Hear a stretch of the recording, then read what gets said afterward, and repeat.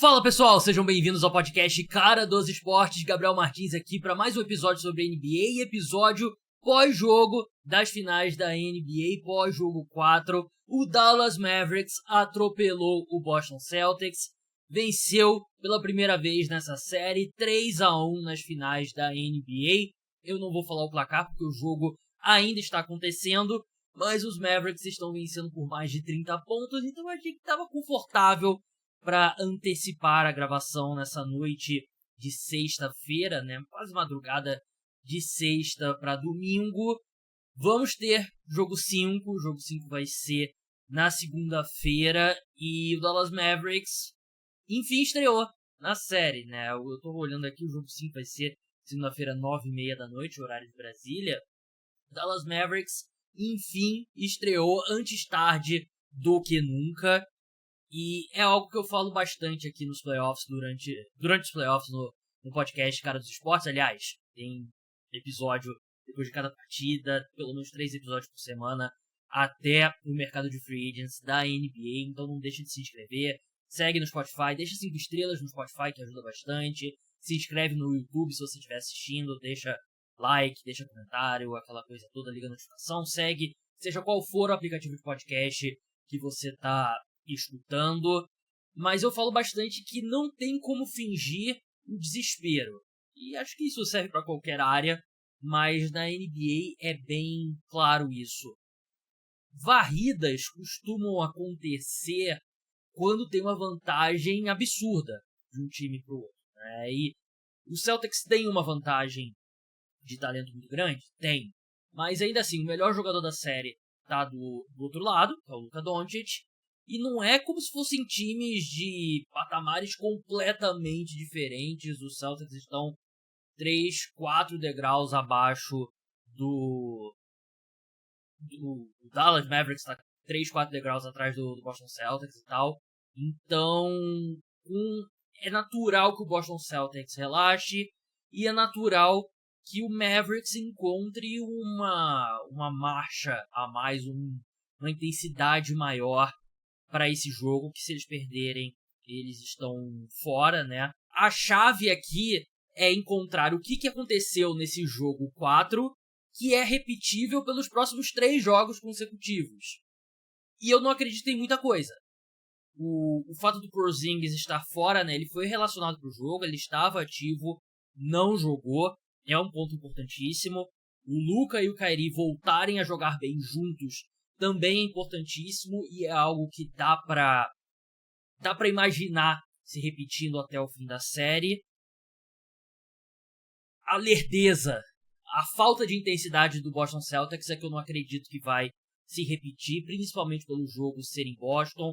Serve um pouco como um recado, né? Como um aviso, um wake-up call, como eles falam lá nos Estados Unidos, né? Um alerta, porque o time não pode repetir, né? E vai entrar jogando em casa diante da sua torcida com uma intensidade muito maior, né? Então o Mavericks não vai ter esse clima de que eles estão jogando o jogo da vida, enquanto o Boston Celtics está jogando uma partida de temporada regular em dezembro, né? Não vai ser assim, né? Tem outros pontos também no Dallas Mavericks que eu não sei se são sustentáveis, né? Por exemplo, o Josh Green e o Dante Exum jogando muito bem vindo do banco, defensivamente principalmente. O Exum teve uma boa partida também ofensivamente.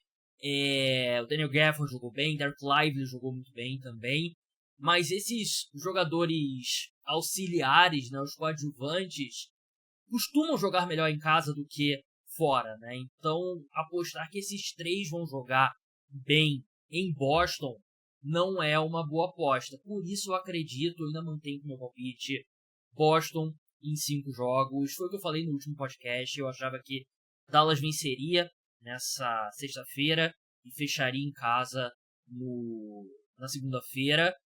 Só que se perder na segunda-feira, aí a gente tem que começar a pensar na possível maior virada da história da NBA. Porque aí você volta pro jogo 6 em Dallas, vai estar um clima absurdo na torcida, e se você consegue vencer lá, eu acho que o Dallas Mavericks pode vencer em casa, aí você vai pro jogo 7 em Boston, só que o jogo 7 é aquele, perdeu, ganhou, é um jogo só, uma falta aqui, um arremesso aqui faz a diferença, e quando você tá no jogo 7, você tem o melhor jogador da série, você sempre tem uma chance, né? Passar para outros pontos da partida, mas antes lembrar que o parceiro de finais da NBA aqui no podcast Cara dos Esportes, isso é muito importante, é o Portugabet. Só com patrocinadores e aumentando o número de apoiadores que a gente vai conseguir manter todo o trabalho aqui no ar do podcast Cara dos Esportes, dos meus vídeos lá no TikTok, no Instagram. Então, crie sua conta utilizando o meu link. Tem bônus no primeiro depósito até R$1.000. Lê as regras direitinho lá do bônus. E o Portugabet vai patrocinar a Eurocopa na Cazé TV, né? Então é um site muito bom, tem muitas opções. Não só NBA, mas tudo que você pode pensar de esportes principais tem lá. Então dá essa força, mostra o poder do público do podcast Cara dos Esportes. Um ponto sobre o Porzingis, eu achei curioso porque antes do jogo saiu que ele estaria relacionado, mas que ele entraria assim, numa situação específica. Não lembro qual foi a palavra certa que o Joe Mazzulla, o técnico do Boston Celtics, usou. Deixa eu ver se eu consigo encontrar, porque era meio... Não foi assim, a gente vai usar em caso de emergência. Não foi essa a expressão, né? Mas a gente vai usar numa situação específica, né? E só vai jogar em situação muito específica. A expectativa depois do jogo 3 é que ele não voltaria para essa série, né? Só que quando o jogo começou a sair de controle, se ele não entrou em quadra, me leva a crer que ele não vai jogar mais nessa série, né? Porque quando o jogo ali no primeiro quarto tava... Os Mavericks entrou com uma intensidade muito grande, o Luka entrou muito bem, e o Mavericks estava atacando muito bem a cesta, né? A proteção de aro do Celtics era basicamente inexistente, né? E eu falei sobre isso na série contra o Pacers, né? Que os Celtics tiveram dificuldade nesse ponto, mas aí ele não entrou, pra mim, leva a crer que ele não joga mais, né? Mas foi aquilo que, de novo, na série contra os Pacers, mesmo tendo sido varrida, eu senti que o Celtics teve muita dificuldade sem o Porzingis para proteger o aro, para pegar rebotes e tal, e foi o que aconteceu. Não aconteceu no jogo 3, aconteceu nesse jogo 4, né? Faltam 8 minutos pro fim do último quarto, o Celtics tem 25 rebotes, os Mavericks têm 43, né? E teve determinado momento da partida que os Mavericks tinham mais pontos no garrafão do que os Celtics tinham ao todo, né? Então, mostra como os Mavericks dominaram completamente, né? O Luka atacando muito bem a cesta, o Kyrie atacando muito bem a cesta, o Derek Lively ali aparecendo muito bem, pegando rebote, pontuando, o Josh Green também, eu achei que... Josh Green não, o Dante Exum, a cesta do Josh Green foi de 3, né? Mas a equipe conseguiu essa vantagem muito grande na área pintada, e o Celtics parecia meio ali, pô, vamos ver o que vai dar, se não, vamos descansar aqui um pouco, não jogou como um jogo que eles poderiam ter sido campeões da NBA, né? Só que a pressão de você estar eliminado e ser varrido, que é uma vergonha, né? Foi muito maior do lado do Dallas Mavericks. Tem muito nem... Assim, ninguém no Celtics jogou bem.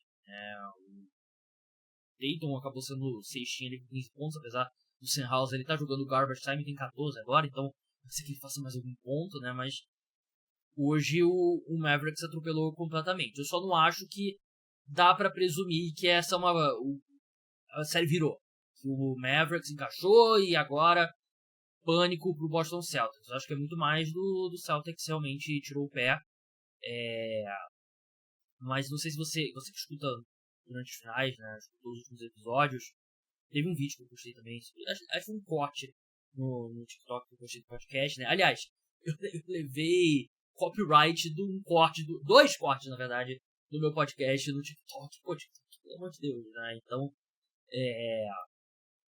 depois eles rescindiram o copyright, mas enfim. Pros Mavericks ter chance nessa série, o Kyrie e o Luka tinham que jogar no nível altíssimo, combinar ali para pelo menos 60 pontos. Foi o que aconteceu. Aliás, eles combinaram para 50, né? Mas foi... Tiraram o pé ali, saíram do jogo no final do terceiro. Né? Aconteceu. Lesão do Porzingis. Eu ainda achava que os Celtics venceriam assim, ainda continuo achando que eles vão vencer em 5 jogos, né? Mas essa é a receita para equilibrar a série a série pelo menos, né? Mas eu acho que Boston vence. Acho que Boston vence no jogo 5, foi um susto, mas a equipe é muito melhor e eu acho que os Mavericks vencem. Vai ter podcast na madrugada de domingo para segunda, episódio novo, falando sobre as finais e falando também sobre o draft, mercado de free agents da NBA. Não deixem de escutar. E depois vai ter um episódio na madrugada de segunda para terça, ali falando talvez do título do Boston Celtics, ou talvez do Mavericks forçando o jogo 6. Mavericks que nesse momento estão vencendo por 45 pontos com 5 minutos pro fim. O pessoal já deve estar postando um meme lá do Chris Paul. Então é isso, pessoal. Até a próxima. Tchau!